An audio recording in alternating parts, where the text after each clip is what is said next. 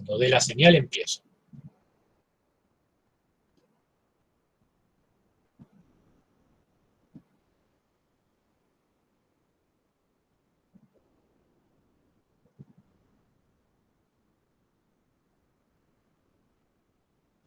Ahí estamos. Bien. Entonces decía que vamos a iniciar con el corazón de la materia se llama Las revoluciones burguesas en América, y en estos dos teóricos, el de hoy y el de mañana, vamos a trabajar sobre la conceptualización general de las revoluciones burguesas, o en principio, de los movimientos políticos, los enfrentamientos en América. La idea de que es una revolución burguesa es enteramente nuestra, no digo únicamente nuestra, pero en este caso es una propuesta de la materia. Tratar de entender cómo se ha examinado en estos teóricos, vamos a tratar de entender cómo se ha examinado y cómo se puede examinar estos enfrentamientos. En los prácticos, ustedes lo que van a ver son los casos concretos. Entonces, la idea de la articulación entre el teórico y el práctico es, en los teóricos, tratar de ver los grandes problemas que abarcan el conjunto de los casos, y ustedes en el práctico van a ver casos puntuales, ¿sí? Y van a debatir casos puntuales a partir de lo que trabajamos en los teóricos. Bueno, en este primer teórico, por decirlo así, recuerden que el teórico que viene es mañana, de 19 a 21, y que las clases de consulta se van a correr de las 17 a las 19, que las va a dar, Juan Flores. En esa clase, ustedes van a poder consultar tanto cuestiones de los textos que no hayan entendido, o de las clases que no hayan entendido, o que quieran preguntar, como la elaboración del trabajo final. Ambas cosas ustedes las van a poder consultar. Luego, la otra semana, sí, vamos a hacer una consulta doble, pero la consulta va a ser una sala para consultar sobre el trabajo final y otra sala para consultar sobre los textos o las clases, ¿sí? Para que, digamos, no se mezclen. Ustedes incluso pueden ir a las dos salas, ir primero a una, después a otra, de acuerdo a las dudas que tengan. Pero esa es la idea. Ya sobre todo, digamos, entrando ya al final de la materia. Bueno, entonces, en este teórico vamos a ver las diferentes concepciones, muy en general, sobre las llamadas revoluciones de independencia. Para ser más superficial todavía y no ponerle ningún nombre, podemos decir los enfrentamientos que se dan en el continente americano a principios del siglo XIX, en las primeras 2 décadas. Y entonces utilizamos para este recorrido 2 textos. El primero es un texto muy, muy caro a mí, que es el texto de Manuel Chuscalero. Es un texto que fue escrito por primera vez en 1994, después fue reescrito en el 2003-2004, y fue otra vez reescrito. Ustedes tienen la versión del 2004. Y es muy interesante porque el texto, porque además de hacer un recorrido historiográfico por, digamos, la mayoría de las escuelas sobre las revoluciones de independencia,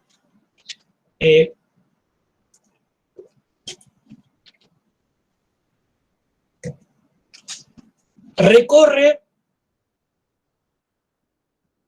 algunas ideas que fueron dejadas de lado, que son dejadas de lado por la historiografía oficial.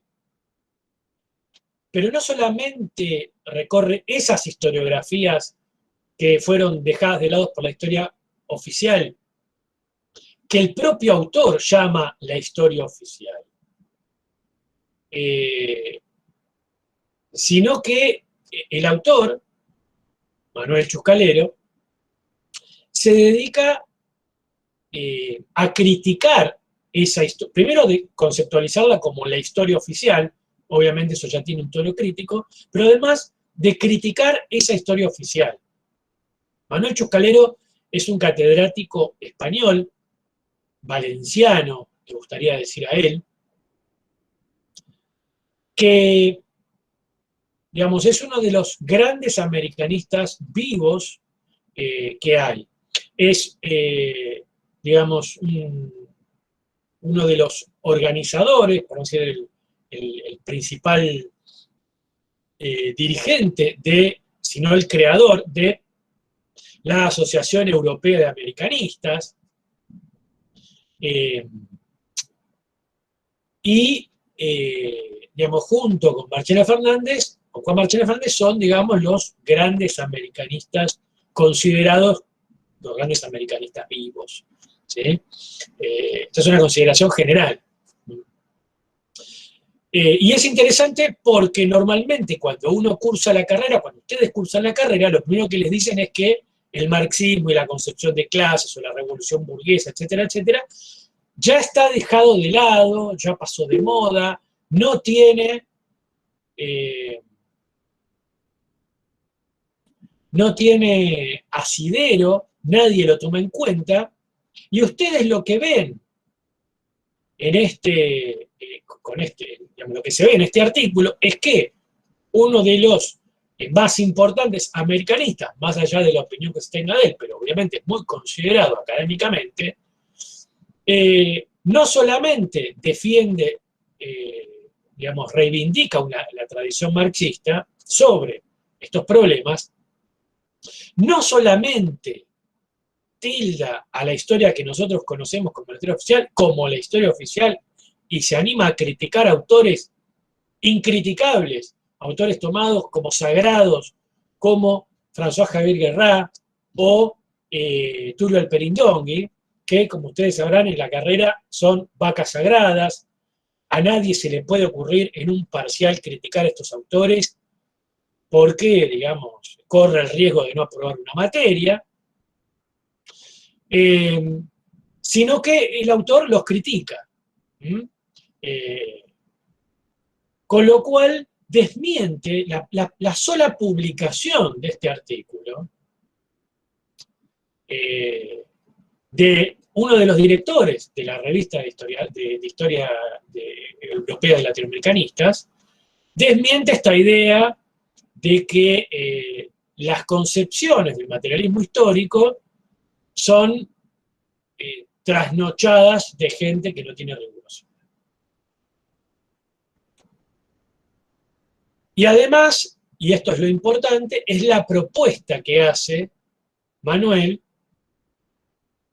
que tiene que ver con concebir a estas revoluciones de independencia como revoluciones burguesas. Entonces, eso me parece interesante de este artículo,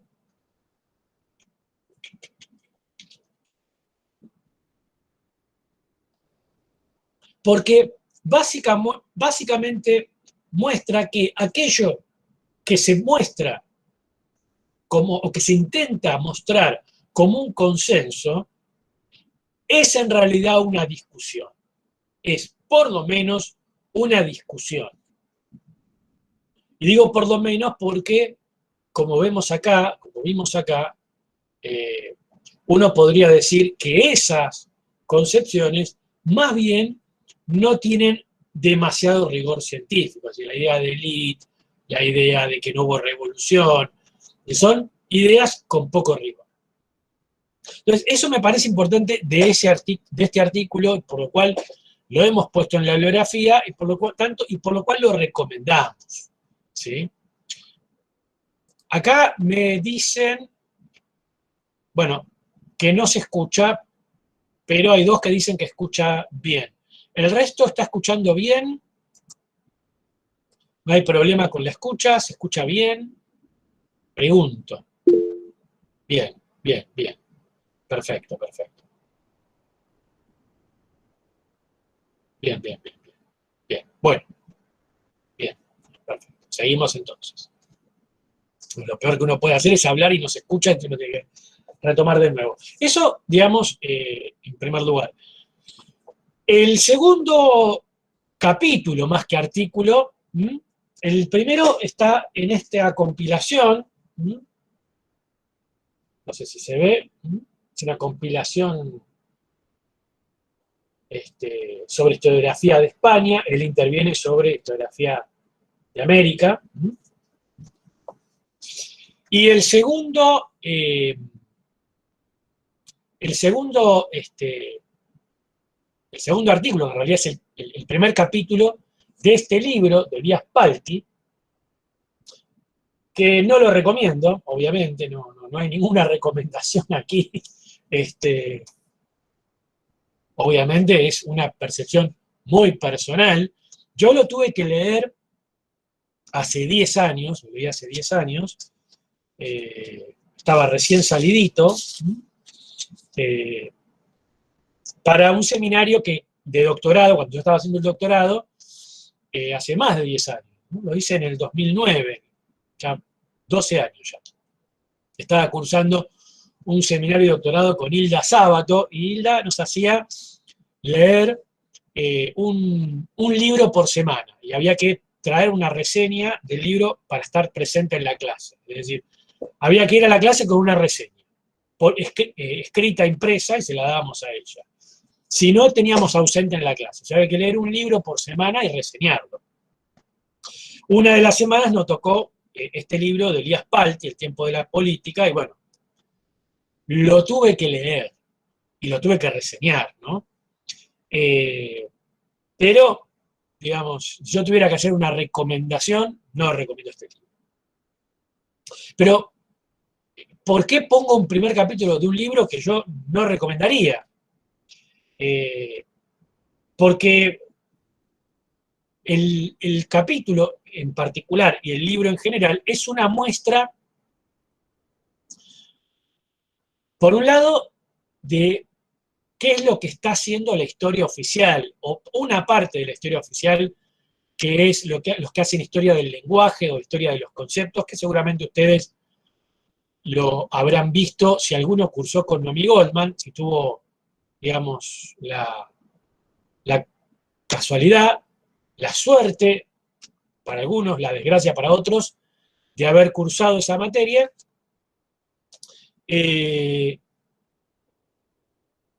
Ustedes habrán visto que la concepción general es la idea de la historia de los conceptos, historia del lenguaje, y este libro me parece que condensa muy bien esa concepción, y ya no para un caso, como es el caso de la Argentina, sino para el caso de América Latina, es decir, de todo el siglo, de todo este periodo en América. Pero además, y esto es lo interesante, en ese primer capítulo trabaja sobre el aspecto metodológico, es decir, justifica su formulación, justifica el método el cual va a utilizar para analizar el proceso, ¿sí? Entonces me pareció muy interesante porque incluso lo que hace es una historia de la historia intelectual, es decir, un recorrido historiográfico por la historia intelectual desde los primeros trabajos hasta él, ¿no? Y la historia de los conceptos. Entonces, me parece interesante para entender cómo se gesta o cómo se justifica esta historia de los conceptos y qué es lo que esta historia propone, ¿sí? Por eso me parece interesante ese texto. Como vamos a ver, y lo anticipo ya mismo, me parece que estamos ante el pasaje al esoterismo, ¿sí? Después lo vamos a ver. Pero, digamos, es casi la destrucción de la disciplina histórica. Bueno, vamos a empezar entonces con un recorrido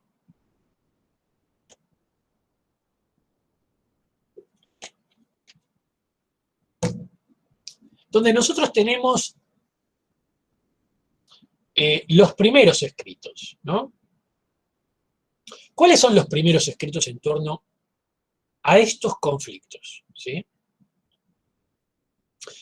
Los primeros escritos que tenemos es una especie de escritos de testigos, gente que estuvo ahí, gente que participó del proceso de una manera muy, muy implicada, ¿no? De una manera con un peso muy fuerte, de una manera protagónica, como Pueyrredón, Belgrano, Saavedra, o gente que ha sido más bien testigo, ¿sí? Entonces nosotros tenemos autobiografías, como las de Mateu, dije Pueyrredón, Belgrano, Saavedra, memorias, ¿sí? Como las de Juan Manuel Beruti, Ignacio Núñez, José María Paz, esto vamos a hablar del caso del Río de la Plata, que bueno, son, digamos, dos tipos de escrituras diferentes, la autobiografía o las memorias. En la autobiografía, el individuo que escribe intenta justificar su accionar. Es un intento de justificar lo que él ha hecho y su lugar en la historia. Las autobiografías en este periodo son inmensas, son inmensas. Se conocen algunas, o mejor dicho, en la carrera, o digamos, en la cultura popular, se conocen algunas, la de Belgrano, la de Saavedra, pero hay muchísimas, y unas muy largas. La de Mateu es enorme, es una autobiografía que es todo un libro, ¿no? La de Saavedra es más corta, la de Belgrano es un poco más corta, la de Mateu es enorme. Pero tenemos, digamos, de casi todos los intervinientes en el periodo revolucionario han armado una autobiografía. Tal es así que en la Biblioteca de Mayo hay 2 tomos dedicados a las autobiografías. Y acá, entramos a un elemento importante. ¿Por qué esa gran cantidad de autobiografías y esa minuciosidad de las memorias? Eso tiene que ver con efectivamente el cambio que se ha producido. Se produjo un cambio tan grande que todo el mundo quiere escribir que estuvo ahí. No solamente todo el mundo quiere escribir que estuvo ahí, sino todo el mundo quiere describir esos cambios. ¿Y por qué la gente quiere describir esos cambios? Porque supone un público lector, supone un público que quiere saber qué es lo que ha pasado. Porque hay una preocupación. Y hay una preocupación porque hubo un cambio muy importante. A diferencia de lo que ustedes después van a leer, el hecho de que todo el mundo crea que hubo un cambio muy importante no significa que lo haya habido. Pero sí que hay un indicio de que algo pasó. ¿Sí? Y por lo tanto, todo el mundo se quiere poner a leer. Pero ya, en principio, esta idea de que en realidad no pasó nada, bueno, digamos, acá hay algo que nos dice que ha pasado algo.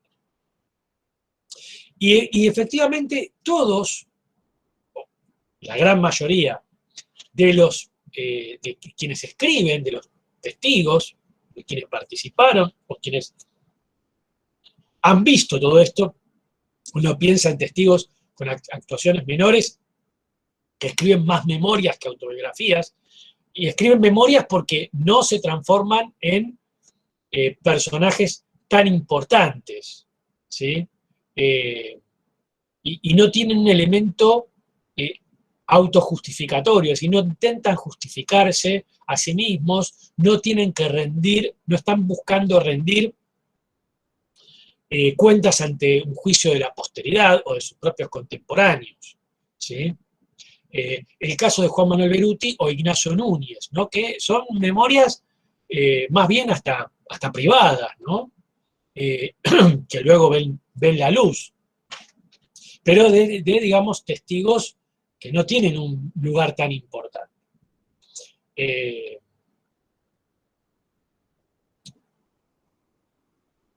Luego tenemos, incluso en ese mismo periodo, los primeros intentos de escribir una obra histórica. Es decir, ya no autobiografías o memorias, que son más bien testificaciones, ¿no? Es decir, en las memorias o en las autobiografías, la escritura es en primera persona, ¿no?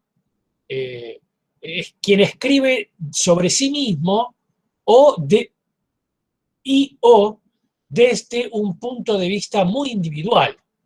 Esto es lo que vi, ¿sí?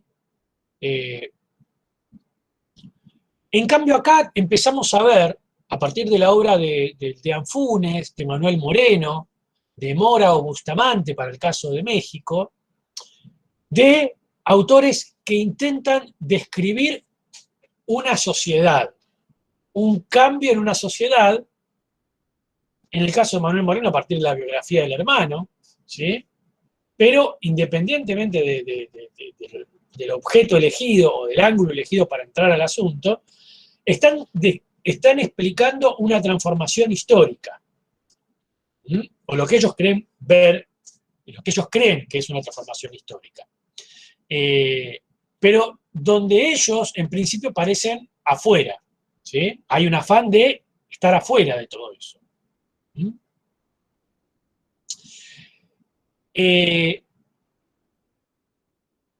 Y otra vez, estos textos nos están hablando de una conciencia, de una transformación. Pero además de una conciencia, de una transformación, estamos ante las primeras historias nacionales.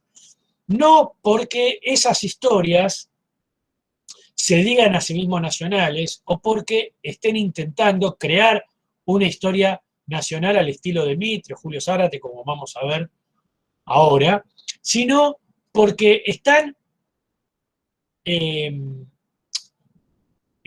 relatando y están tratando de explicar el surgimiento de una sociedad nueva, sociedad a la que ellos pertenecen, sociedad a la que ellos quieren justificar, o mejor dicho, quieren justificar esa existencia como existencia nueva, con sus obstáculos, con sus imperfecciones, con lo que falta, pero la aparición de una sociedad nueva. Y en ese sentido, yo lo llamo una historia nacional, porque recordemos, y vamos a, pues, en todo caso, trabajarlo la clase que viene, ¿a qué llamamos nación? ¿Sí? No a un elemento cultural, sino un elemento objetivo. Y por lo tanto, esas historias, aún en términos contemporáneos, están relatando la aparición de una nación. ¿Cómo lo relatan? Es otro problema, pero están relatando eso. Y están reivindicando esa nueva aparición. Por eso tiene un elemento nacional. De la misma forma, y eso también tal vez lo veamos en la clase que viene, que los himnos nacionales, las canciones, ¿sí? En esas canciones son expresiones culturales de esa nueva aparición. Bueno, estamos entonces en el siglo XIX, en la primera mitad del siglo XIX, en la segunda mitad del siglo XIX y con la conformación de los estados nacionales, empiezan a aparecer entonces las historias nacionalistas con un sesgo liberal importante. Uno podría llamarlas las nacionalistas liberales, que tienen en Bartolomé Mitre, Vicente Fidel López, en el caso de Argentina, Julio Zárate, en el caso de México. Estas historias que están construidas, o mejor dicho, que están escritas desde un Estado ya formado, o en vías de determinar su formación. Es decir, historias que no relatan un proceso contemporáneo, sino historias en un sentido más lato, es decir, un relato retrospectivo. Y un relato retrospectivo con una concepción de nación de tipo esencialista, tal como la vimos en Fichte. Y por lo tanto, la idea de esta historiografía nacionalista es que estas revoluciones no son más que la puesta en acto de una nacionalidad previa a 1810. Entonces, la idea es, hay una nación antes de 1810, 1820, una nación oprimida por la dominación hispánica, y esa nación se conforma como tal, ve la luz como tal, se hace presente en la revolución. La revolución hace presente una nación que estaba oprimida. En el caso de Mitre, ese esencialismo fichteano está unido a una concepción cívica. ¿Recuerdan? La concepción esencialista, la pactista, la cívica, luego, bueno, la posmoderna, pero la que nos interesa a nosotros son estas. Es decir, hay un elemento fichteano, un elemento de qué es lo que hace la nación. Como dijimos, el elemento fichteano es un conjunto, un territorio común, una lengua común, una cultura común, ¿sí? Eso existe, pero a diferencia de Julio Zárate, que tiene un pasado prehispánico sobre el cual asentarse, es decir, el nacionalismo mexicano tiene un pasado prehispánico sobre el cual asentarse, igual que el peruano o el boliviano. En el caso de Mitre, Mitre encuentra poco pasado fuera de la colonia para remitirse a algún origen remoto. Y entonces, ¿dónde encuentra la esencia de la argentinidad que va a aflorar luego de 1810 y que se va a desplegar con contradicciones a lo largo del siglo XIX? En la democracia. En la democracia. Lo que hace a la argentinidad son los principios liberales.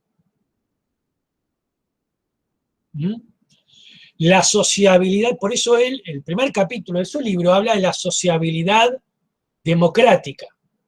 La sociabilidad democrática de Buenos Aires, sobre todo de la ciudad, contra la sociabilidad tradicional propia del hispanismo e incluso de de la campaña, de lo rural.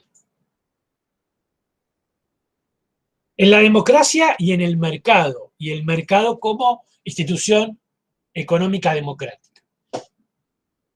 Esto es importante, porque a diferencia de otros nacionalismos en este periodo, la historiografía básica de Mitre combina a Fichte con la noción cívica, ¿sí?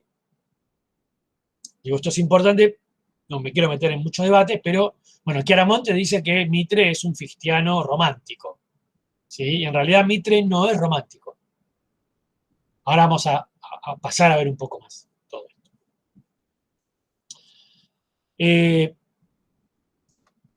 La historiografía, digo, en este caso aparece la idea de revolución, pero la revolución está atada a dos aspectos. Un aspecto tradicional es la revolución de la tradición, porque es la revolución que saca a la luz una nacionalidad previa y una nacionalidad que tiene orígenes remotos, ¿sí? Que había sido aplastada por la colonia. Por un lado, ¿no? Entonces, es por un lado esa revolución de la identidad escondida y oscurecida. Pero a su vez también es la revolución de lo nuevo. O sea, hay una revolución de lo viejo, que es la identidad nacional, pero también de lo nuevo, que son los principios liberales. ¿Sí? Entonces, en esa combinación de lo viejo y lo nuevo aparecen estas historiografías nacionalistas que intentan emular las historias nacionales europeas, ¿sí? Una película muy reciente, pero que tiene que ver con esto, se llama La excavación, si no me equivoco, con Ralph Fiennes, una película, no recuerdo, que es de este año, creo que se llama La excavación, y es una película que trata de a ver si acá hay un mensaje, de básicamente, voy a hacer un resumen muy, muy breve, de una excavación que se hace en Gran Bretaña que prueba que,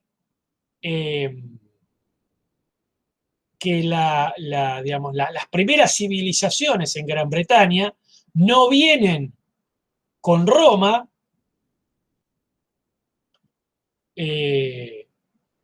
no vienen, perdón, no vienen con la invasión normanda, ahí va, sino que hay una cultura autóctona inglesa antes de las invasiones normandas. ¿Sí? Una excavación muy famosa, pero lo que está mostrando esa excavación es justamente la britanidad, ¿sí? Es decir, que hay un origen británico autóctono, ¿sí? Originario, para ponerlo en el lenguaje de lo que hoy muy en boga, ¿no? La idea de los pueblos originarios, ¿no? Que hubo un origen. Bueno, en esa película se ve, en realidad la película no trata del descubrimiento en sí, sino de la relación de un excavador con los arqueólogos y con la señora que es la dueña de la finca donde se hace la excavación, pero está mostrando justamente eso, y no es raro que esa excavación tenga tanto éxito en 1945, cuando Gran Bretaña va a la guerra, y entonces aparece ahí el orgullo nacional, la defensa de lo nacional. Bueno, esa excavación estaba mostrando que hay una nacionalidad, que hay un origen autóctono, un origen en las propias de la civilización, en las propias islas, previo a la conquista normanda. Bien. Bueno, vamos a lo que sigue después. Tenemos nosotros estos principios, estas historiografías clásicas, que van a entrar en crisis. Entran en crisis en la década del 20, en la década del 30, por varias razones. Una razón tiene que ver con el poco entusiasmo que suscita el desarrollo en América Latina. Estas primeras historias nacionalistas liberales, tendían a poner a los países latinoamericanos en la senda del desarrollo de los países europeos o norteamericanos. La idea de que Latinoamérica era una nueva Estados Unidos, ¿sí?, que había tenido una revolución similar a la de Estados Unidos y que iba en ese camino. La realidad de que no iban en ese camino, de que distaban mucho de ese camino, empieza a forjar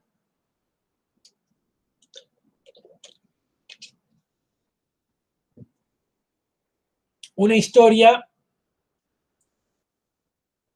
más crítica. Pero a su vez,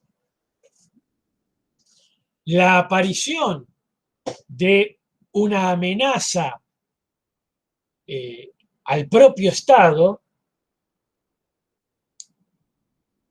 que tiene que ver con la aparición de la clase obrera a principios del siglo XX, y muy fuertemente en la década del 20 y el 30, sobre todo con la expansión de los partidos comunistas, lleva a una reformulación del nacionalismo y obviamente de estos procesos conflictivos.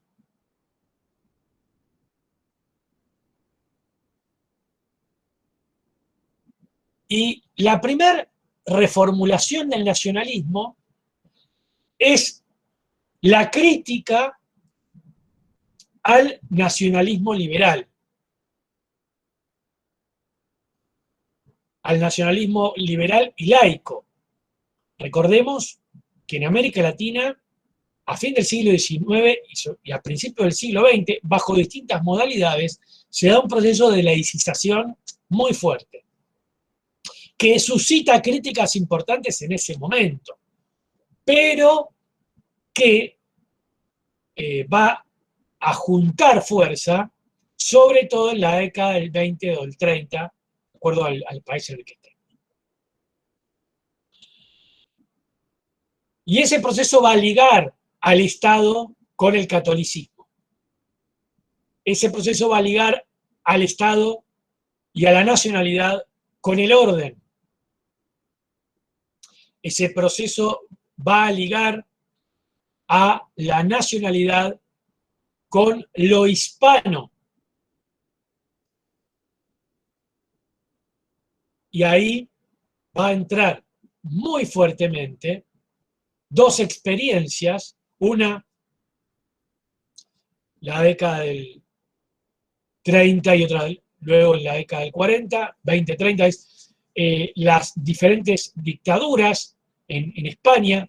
Primo de Rivera, la dictadura de Primo de Rivera va a ser un espejo para América Latina, sobre todo para los movimientos de la década del 30 en Argentina, y luego más adelante. Pensemos que el principal colaborador de Perón es nada menos que Figuerola, que fue uno de los dirigentes de la falange de Primo de Rivera.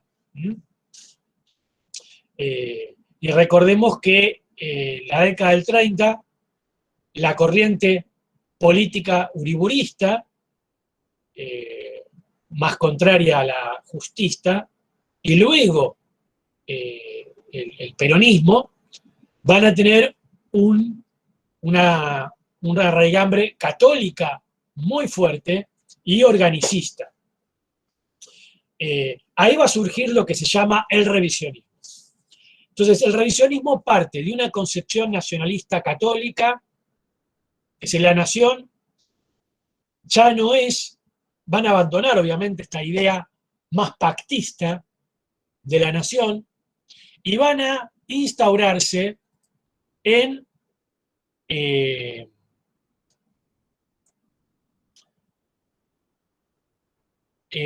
la concepción más fictiana, ¿sí? Van a anular el elemento pactista y van a centrarse en el elemento fictiano. Y ahí sí, ahí sí se van a encontrar en toda América Latina la cuestión de los orígenes. Porque ya no va a hacer falta remitirse a un origen prehispánico, sino que el origen va a ser justamente lo hispánico. La idea de que la América Latina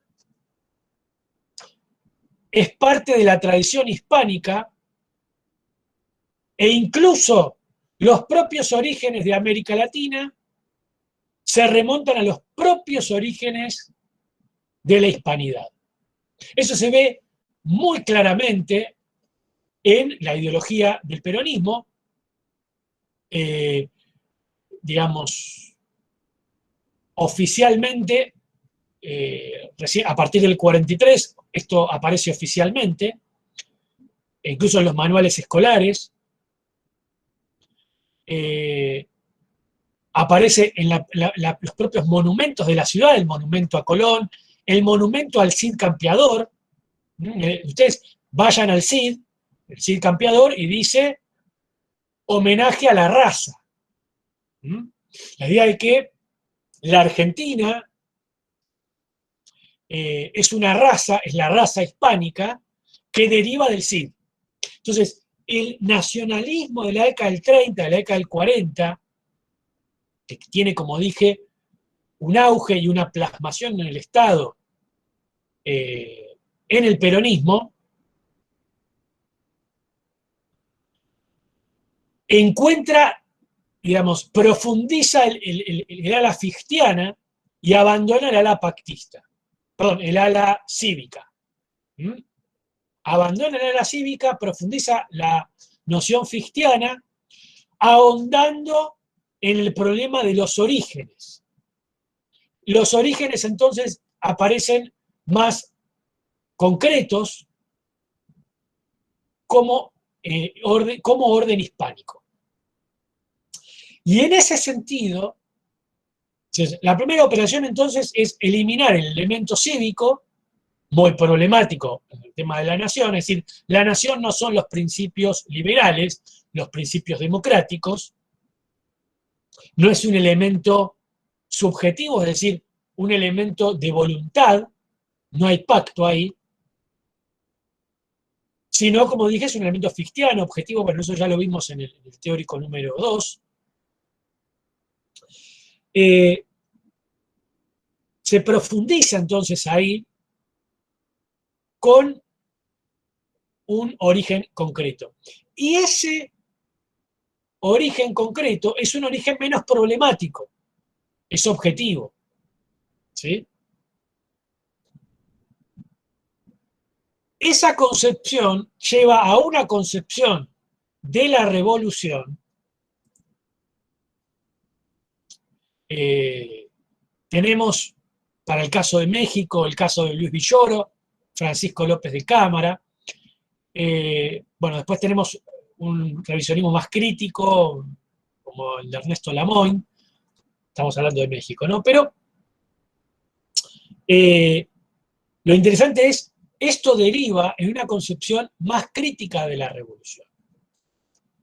Porque justamente la revolución aparece como un problema. Recordemos que este nacionalismo intenta responder a una amenaza. Entonces, la idea que aquí aparece es que la revolución es un error. La revolución, de alguna manera, es el abandono de la hispanidad para someterse a los dictados de el imperio británico primero y luego norteamericano.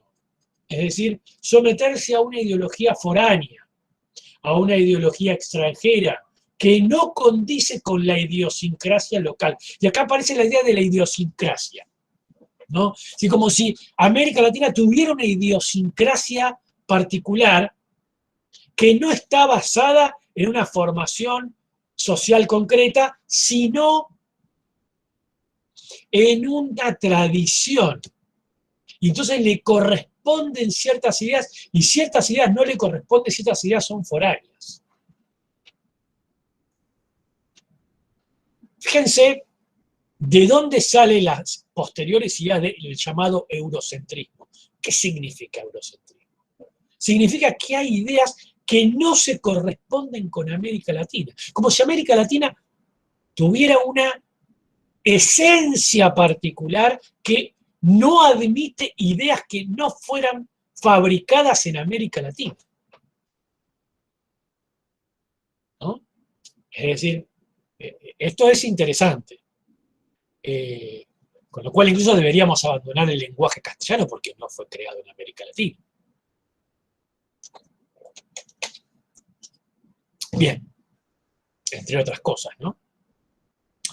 Pero esta cuestión de la esencia americana como esencia hispánica y esta idea de que la revolución en realidad no fue tal, que la revolución fue un elemento foráneo, incluso se llega hasta el grado de creer o de sostener que la revolución fue una conspiración británica,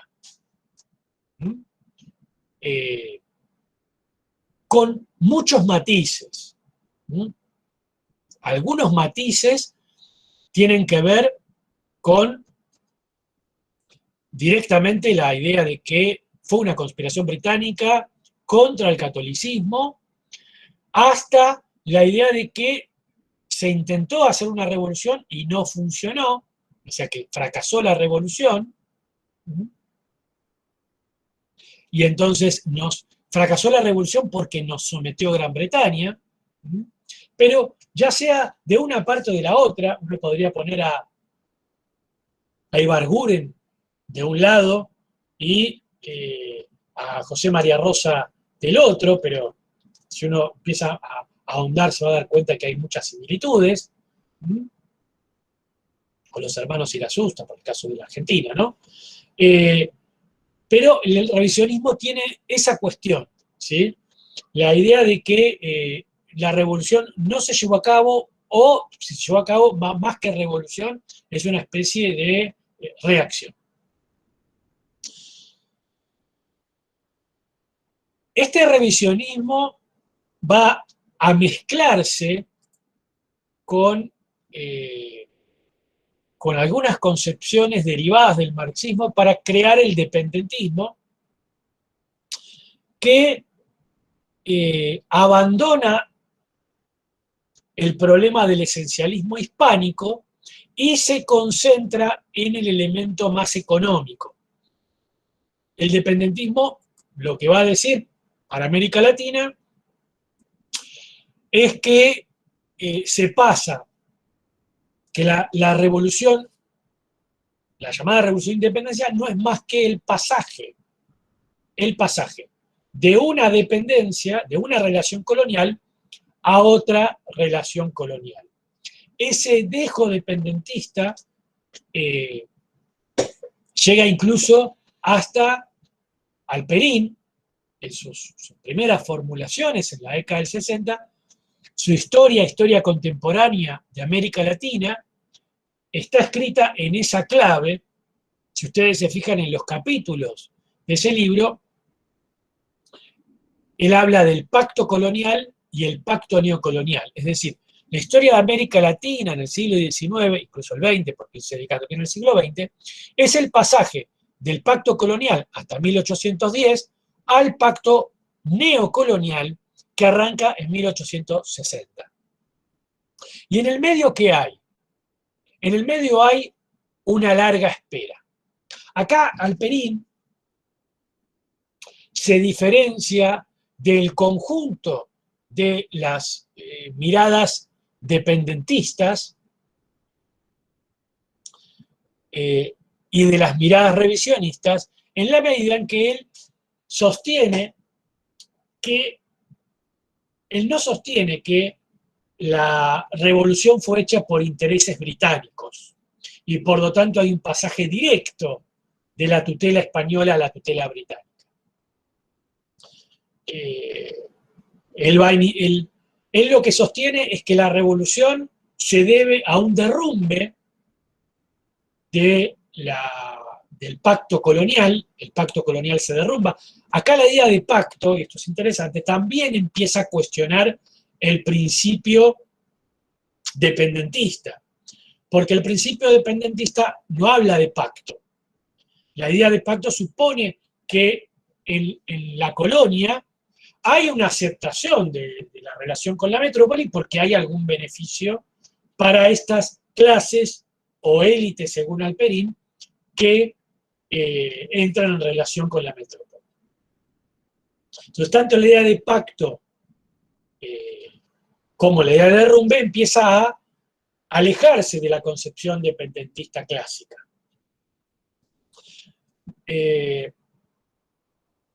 Hay un tercer factor que tiene que ver con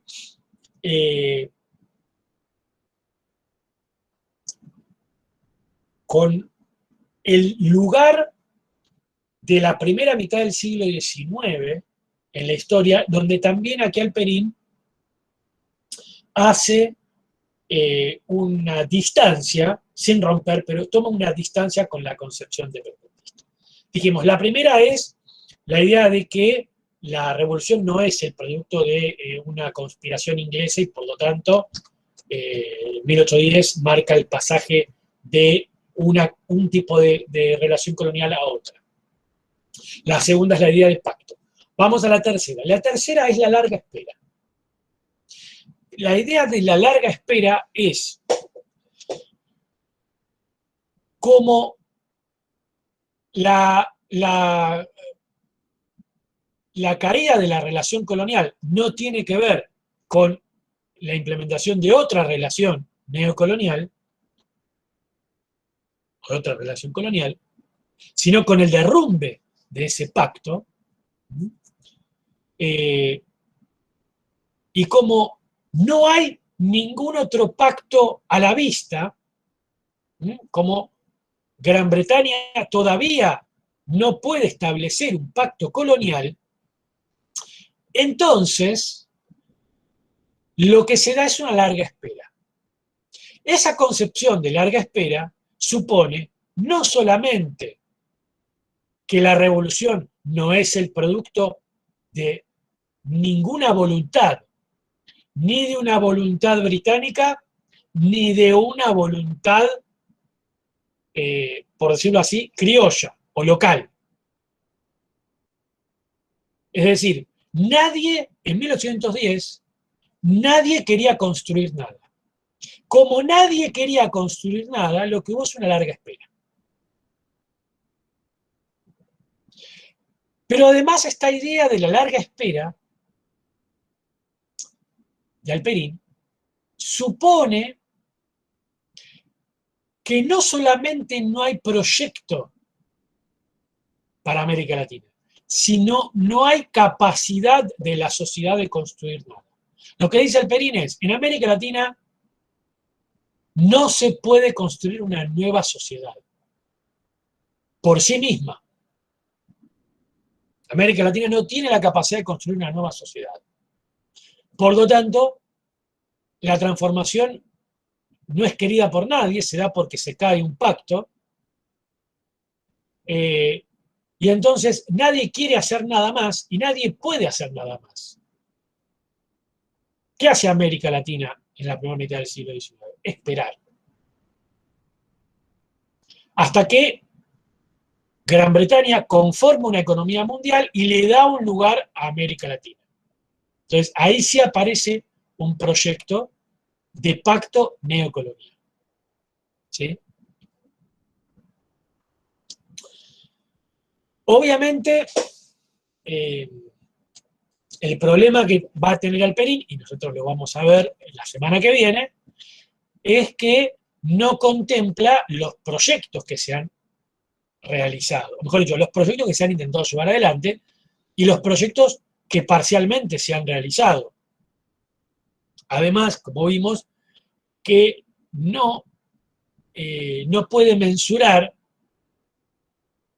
eh, la, la, la longitud del proyecto revolucionario, que como dijimos no puede medirse, ¿sí? No se puede medir en pocos años, ¿sí? Con ese mismo criterio, Estados Unidos entre 1776 y 1860 es una larga espera, ¿sí? Que termina con la guerra civil. Eh, Podríamos continuar, pero digamos, la hipótesis, esta primera hipótesis de Alperín, nos deja con una primera mitad del siglo XIX,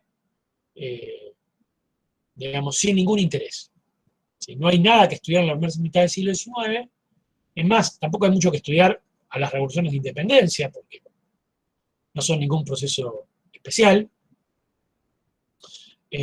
La Argentina empieza, digamos, a partir de 1860. La historia real empieza a partir de 1860.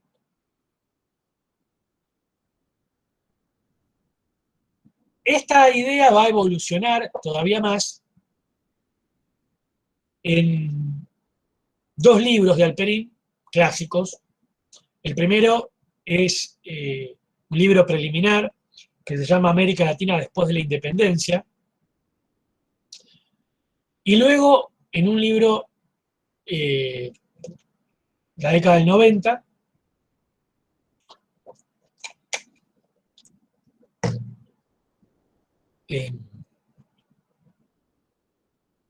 un libro más tardío de él que se llama Reforma y disolución de los imperios ibéricos, no, la década del 80. Reforma y disolución de los imperios ibéricos, donde ya el nombre nos está mostrando una concepción diferente.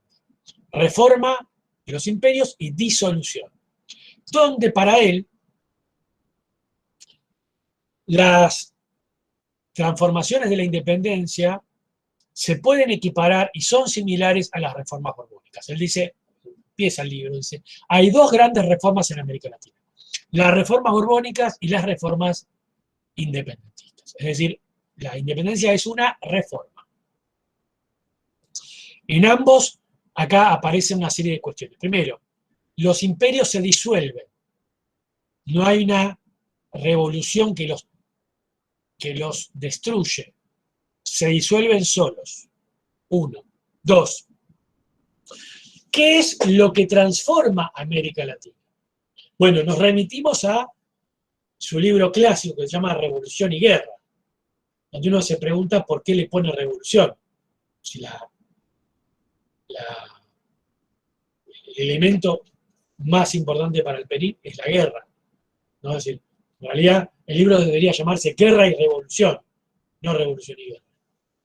Pero otra vez, ¿cuál es el elemento transformador, el elemento catalizador para Alperín? La guerra. Para Alperín hay una disolución de los imperios no querida por nadie, sin proyecto alguno ante esa disolución, o mejor dicho, sin proyecto alguno previo a esa disolución, o sin proyecto alguno que proyectaba la disolución. Los proyectos son más bien a partir de la disolución y sobre la coyuntura, si no hay proyectos a largo plazo. Lo dicho de otra forma, no hay proyectos. Hay más bien soluciones a la disolución. O parches, ¿sí?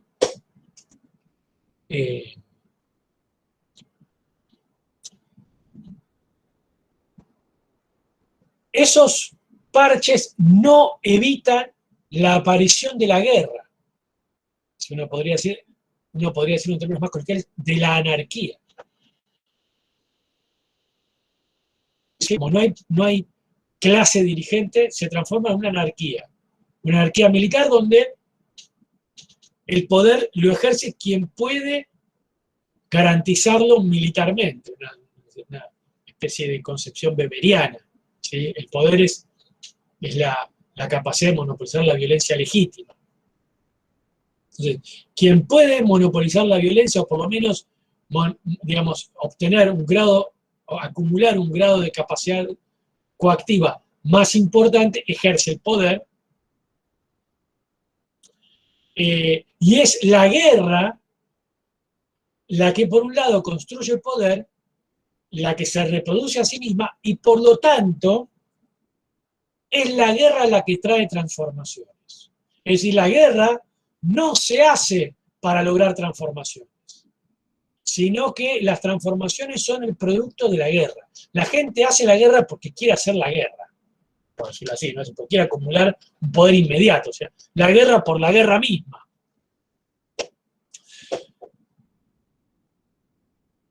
Y la guerra produce transformaciones que nadie proyecta particularmente, es decir, son, por decirlo así, azarosas. ¿No? Es decir, sale algo que nadie proyecta y que nadie, en términos estrictos, quiere, por decirlo así. ¿No? Es decir, es una especie de, digamos, de carambola.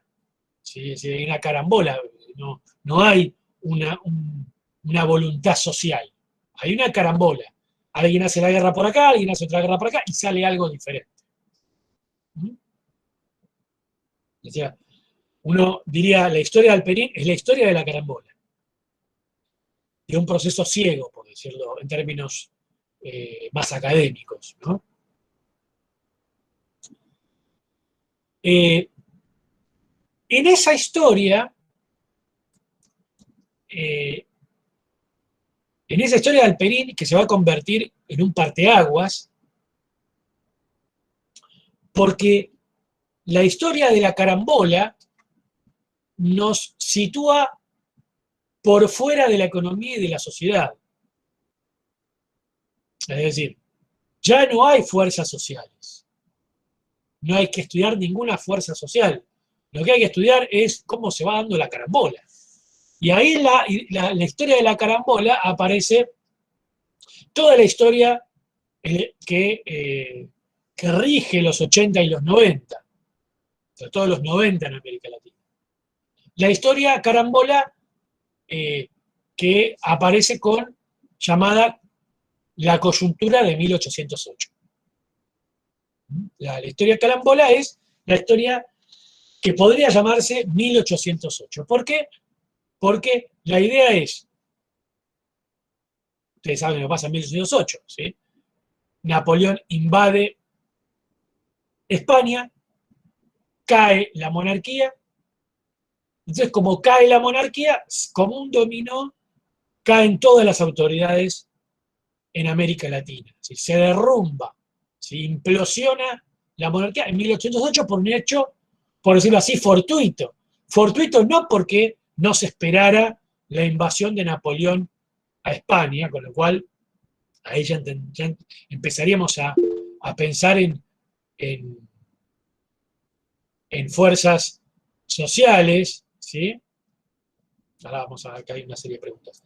Es decir, si uno piensa en que Napoleón expresa la revolución burguesa en Francia y que Carlos IV es la reacción feudal, incluso ante las reformas de su propio padre, Carlos III, entonces estamos ante que no se trata de un hecho fortuito, es la revolución burguesa contra la reacción feudal, es decir, la guerra entre Francia y España. Por lo tanto, lo que está recibiendo América Latina es la revolución burguesa. Pero olvidémonos de eso, porque así nos lo plantean esta gente, si no pensemos en el hecho ese, es decir, algo pasa afuera que derrumba todo, una transformación que viene de afuera, porque acá no hay ningún antagonismo ni ninguna crisis que procesar.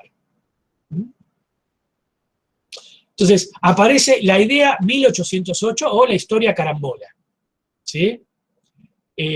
Como nadie se espera todo esto, cada uno no sabe bien cómo reaccionar, no hay proyectos, no hay nada, porque nadie se esperaba todo esto, y entonces uno se pregunta además, ¿tan ignorantes eran los americanos que no preveían una invasión de Francia a España?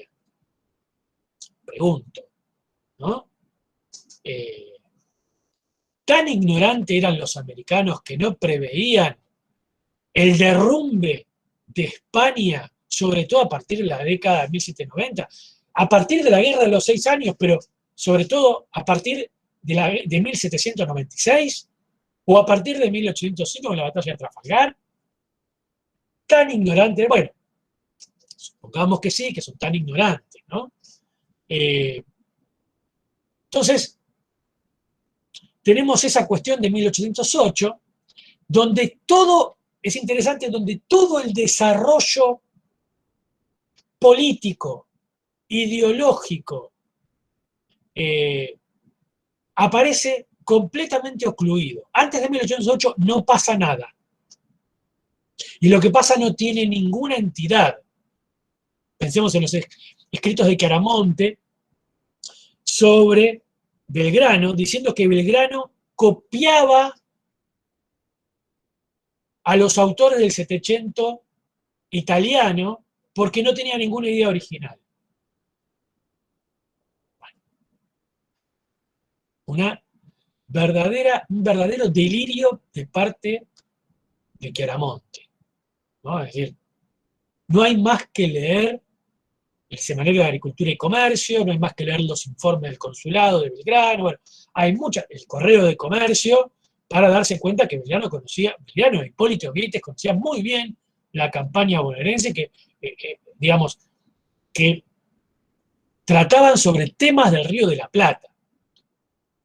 De la misma forma que los escritos en el Mercurio peruano, los escritos muy tempranos de los periódicos mexicanos en la década a fin de la década de 1770. ¿No? Sobre el particular, bueno, vamos a leer seguramente un capítulo de las docenas nomás, pero recomiendo el último capítulo del libro de la Contra, donde justamente discuto esto con Chiaramonte. Bien. Esta idea de la revolución viene de afuera. Sobre eso se monta la historia política de Guerrat, François Javier Guerrat y Tarnavasio, ambos trabajados en los dos artículos que tenemos, de un lado elogiado por Elías Palti, aunque criticado, es muy interesante porque ambos critican a Guerrat. Vamos a ver qué dice Guerrat y vamos a ver las críticas, no nos apuremos. Guerrat da una vuelta más. Y lo que dice es, hay una transición entre la colonia y la república independiente. Pero la transformación no es económica, no es política en un sentido estricto, ni obviamente social. Lo que cambia es que América Latina se incorpora a la modernidad. Lo que cambia no tiene que ver con agentes sociales, es un cambio impersonal. Lo que aparece es la esfera pública, la modernidad de una sociedad de antiguo régimen estamental, ¿sí?, a una sociedad donde existe el ciudadano y la esfera pública. Aquí tenemos una mirada cívica, liberal obviamente, casi que vuelve a los términos de Mitre, casi que vuelve a los términos de Bartolomé Mitre, ¿no? Es decir, la revolución es la aparición de la democracia y la república.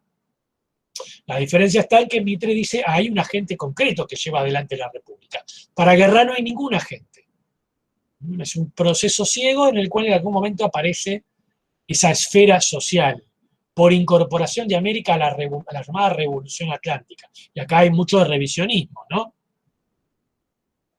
Y Y obviamente una preocupación muy fuerte de Guerra por el tema de las instituciones republicanas. Esta idea también aparece en Ternavasio. Ternavasio es, digamos, la gran continuadora de François Javier Guerra, Marcela Ternavasio, en la Argentina. Pero hay una crítica. La crítica de Manuel Chuscalero es una crítica social, es decir, lo que acá se está pensando, no se está viendo es, se le está creyendo a la democracia. Se está creyendo que la república es la república de todos, que la democracia es la democracia de todos, que la ciudadanía es la ciudadanía, y no se está viendo las clases sociales que están detrás y cuáles son los reales intereses detrás de la idea de ciudadanía o de esfera pública. Si no se está viendo el proceso social real, se le está creyendo a la fuente, por decirlo así. Y se le está creyendo a lo que la democracia y la república dicen de sí mismas. Entonces no se puede ver el proceso real, ¿no? Es decir, eso por un lado. Por el otro, desaparecen los agentes, desaparecen las clases sociales, desaparecen las luchas. ¿Quién lucha y por qué? ¿Quién lleva adelante la idea de la república? ¿Y con qué intereses? ¿Cuál es el interés detrás de la república? No hay ningún interés. Bueno, obviamente para Guerra no existen las clases sociales, no existen los agentes sociales, no existen los intereses detrás de las ideas. Las ideas son simplemente ideas. Las ideas cobran vida propia. Pero acá hay algo más que la idea. Por acá no se trata de la idea de república, no, es la república. Y acá es una torsión que hace Guerra, que tiene que ver con la forma de sociabilización. Lo que cambia es la forma de relacionarse. Y aquí aparecen todas las teorías de la comunicación. Acá aparece la historia de los comunicadores sociales, ¿no?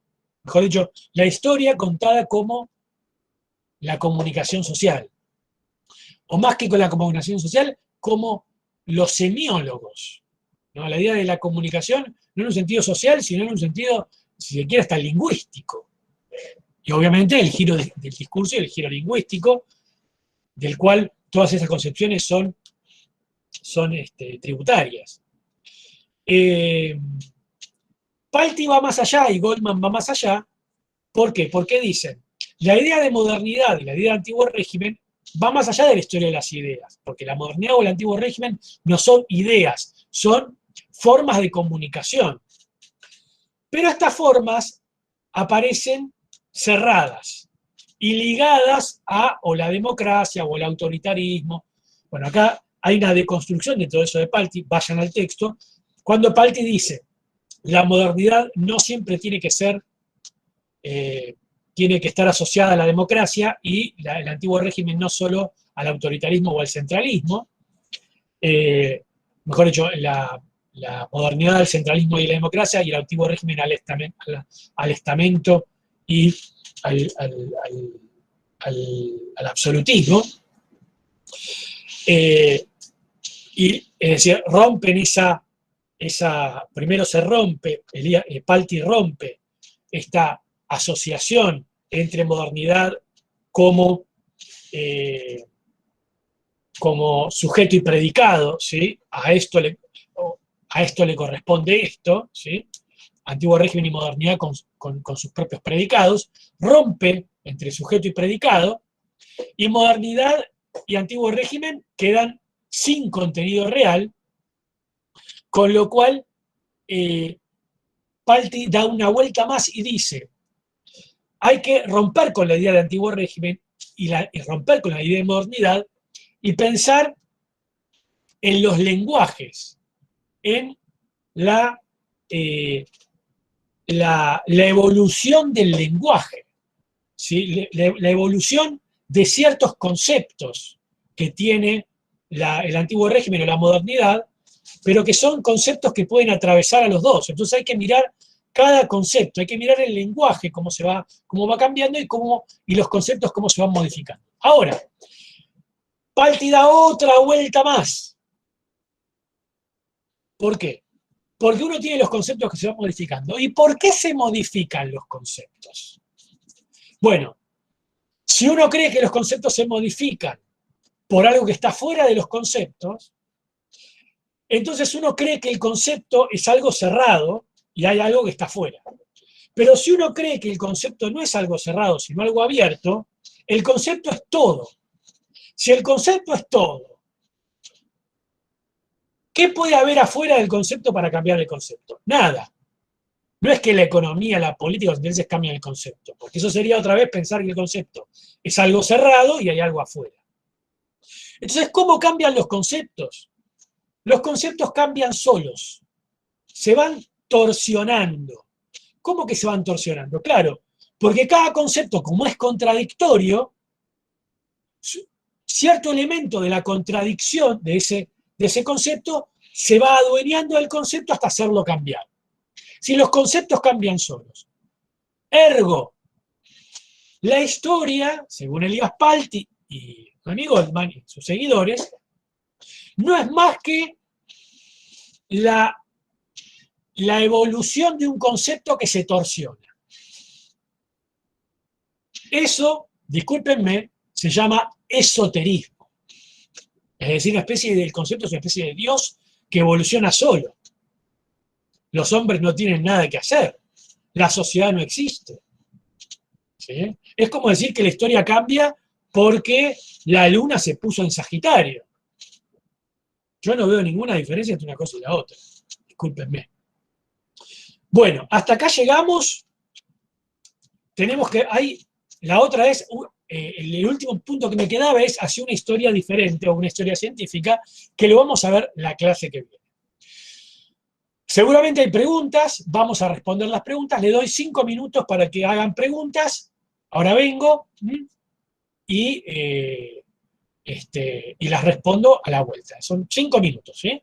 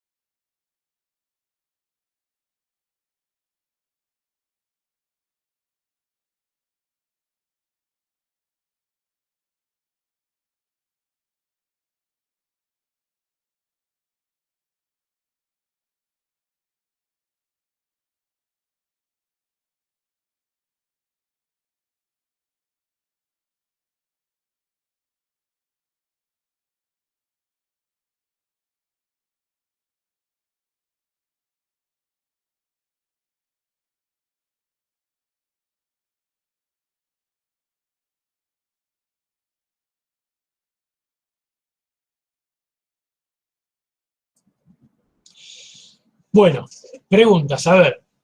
Sería como el revisionismo de Russell. Bueno, eso no sé a qué se refería, porque quedó larga la pregunta. ¿A quién se refería, a quién te referís, Agustín, como el revisionismo de Russell? ¿A qué autor o qué corriente?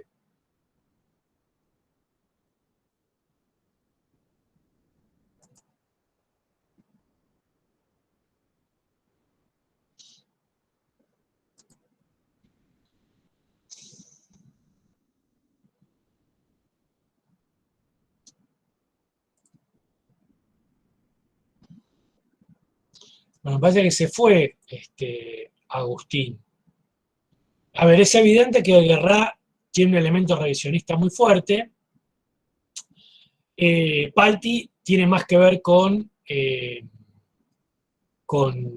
Koselleck, con Skinner, ¿sí? Eh, Tiene que ver con todo lo que es historia del lenguaje, historia de los discursos o historia de los conceptos, más bien. ¿Sí? Eso va evolucionando. ¿Mm? Va desde Francia a los Estados Unidos. ¿Mm?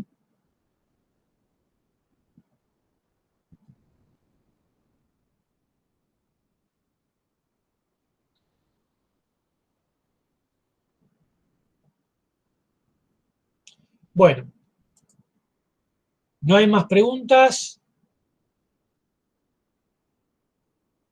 Bueno, si no hay más preguntas, entonces nos vemos mañana a las 19.